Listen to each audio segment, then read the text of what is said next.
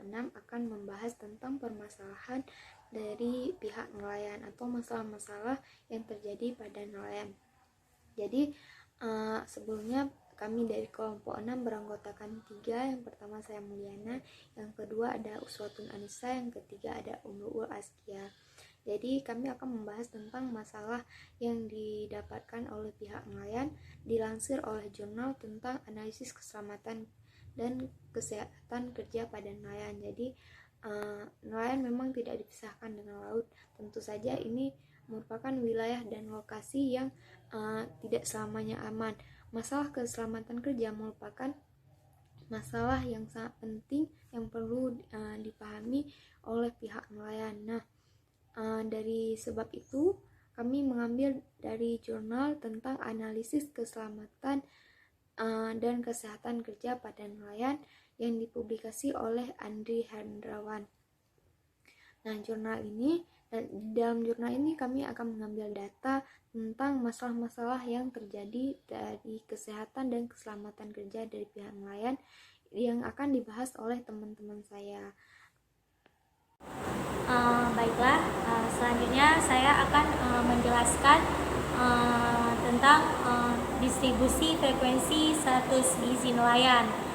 Jadi dari yang telah dijelaskan oleh rekan saya tadi, pada jurnal ini juga terdapat tabel yang terlihat bahwa status gizi yang diperoleh sebagian besar yang normalnya itu, yang berstatus gizi normal itu yaitu 24 orang atau 80%, dan yang nersus gizi atau kurus 5 orang atau 16,6%, sedangkan yang bergizi lebih 1 orang yaitu 3,3%. Jadi menurut penelitian Hendrawan mengatakan bahwa sebagian besar status gizi para nelayan pada status gizi normal karena tingkat ekonominya yang sudah membaik. Selanjutnya ada juga tabel tentang distribusi frekuensi kejadian penyakit pada nelayan.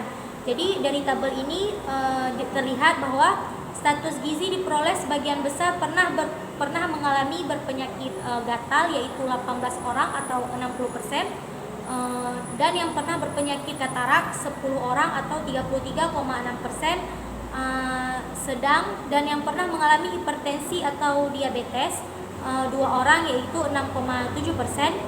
Dan jadi pekerjaan dalam hal ini berhubungan dengan paparan sinar ultraviolet, di mana sinar ultraviolet ini merupakan faktor resiko katarak.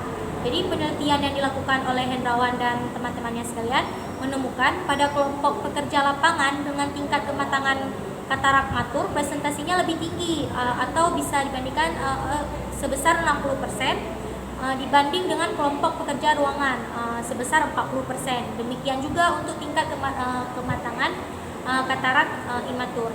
Untuk kesimpulannya selanjutnya akan dijelaskan oleh rekan saya Umruul Askia. Dapat kita simpulkan bahwa berdasarkan penelitian terlihat bahwa tingkat pengetahuan tentang keselamatan dan kesehatan kerja diperoleh sebagian besar berpengetahuan kurang yaitu 23 orang atau 76,7%, dan yang mengetahui cukup 6 orang atau 20%, sedangkan yang baik hanya 1 orang yaitu 3,3%. Poin yang kedua, berdasarkan penelitian bahwa status gizi diperoleh sebagian besar pernah mengalami berpenyakit gatal yaitu 18 orang atau 60%, dan yang pernah berpenyakit katarak 10 orang atau 33,6%, sedangkan pernah mengalami hipertensi atau diabetes 2 orang yaitu 6,7%.